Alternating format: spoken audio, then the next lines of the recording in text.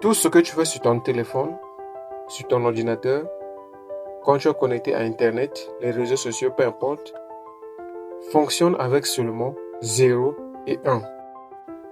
Ce que nous allons appeler par le bit qu'on va définir, on va décortiquer tout au long de cette vidéo.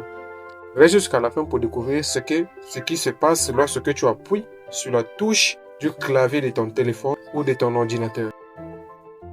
Alors, c'est quoi exactement le bit? Une définition très simple de ce mot. Le bit, c'est juste la plus petite. C'est ce que un ordinateur peut comprendre. C'est la plus petite information qu'un ordinateur peut comprendre et peut traiter.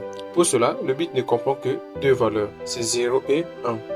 Il n'y a que deux valeurs, 0 et 1. Donc, si on décompose un octet ici, voilà à quoi ça ressemble. Comme on l'a dit, un octet, 8 bits est égal à un octet. Donc, voilà à quoi ressemblent les 8 bits ici. On a ici 0, on a 1, on a 0, on a 0, 1, 2, 3, 4, on a 0, on a 0 et on a 1 ici. Alors, voilà un octet, donc ce qui équivaut à 8 bits. C'est comme je l'ai dit en amont, le bit ne comprend que 0 et 1. Aucune autre valeur on peut voir ici. Il n'y a que 0 et 1. Alors, cela signifie quoi? Cette valeur de 8 bits est l'équivalent de la touche A. C'est la touche A en langage humain.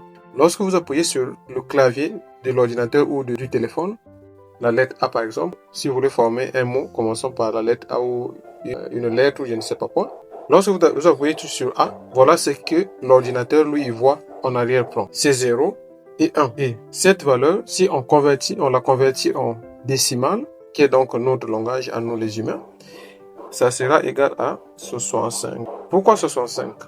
Ici, si on vient convertir cela en décimale, la première valeur, donc le tout premier 0 qu'on voit ici, c'est 128. Voilà. Le deuxième 1 ici, c'est 64. Et là, c'est 32. Là, c'est 16. Et là, c'est 8. Donc, et là, c'est 4. Et 2. Et enfin, 1. Donc, ici, à 128, c'est juste un 0. 0. 64, c'est un 1. À 32, c'est un 0. 16, 0. Et ainsi de suite. Donc, on fait donc l'addition de là comme il y a 64. Et à la fin, on a 1. 64 plus 1, ça fait 65. Voilà à quoi ressemble la valeur de la lettre A en binaire et en décimale. Un peu plus loin, on peut comparer le bit à un interrupteur. Ça peut être l'interrupteur de courant ou la touche d'allumage de votre ordinateur, de votre téléphone, peu importe l'appareil qui comporte une touche d'allumage.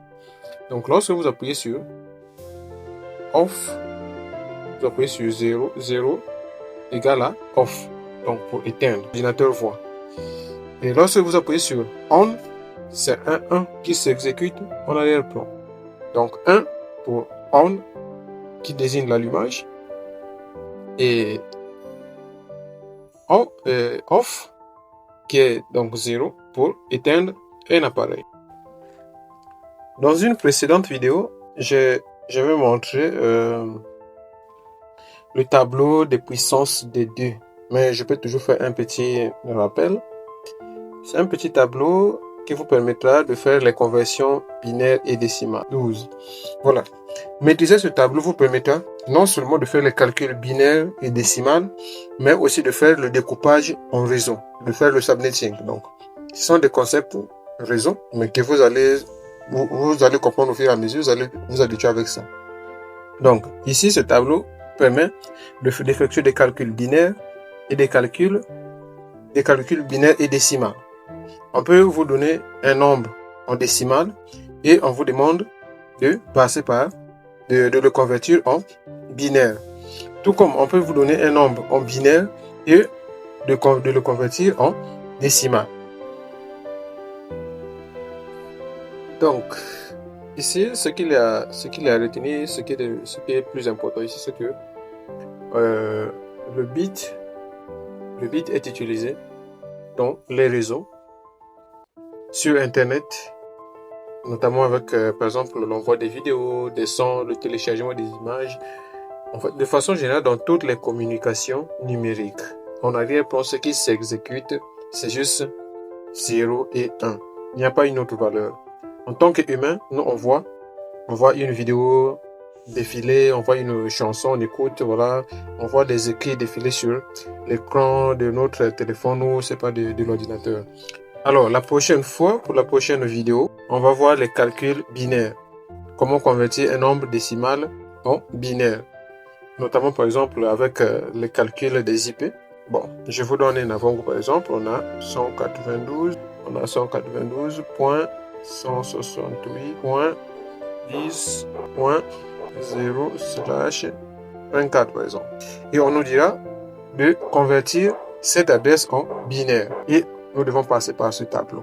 Merci de regarder jusqu'à la fin. On se voit à très bientôt dans la prochaine vidéo. Abonnez-vous et partagez massivement la vidéo. À très bientôt. Merci.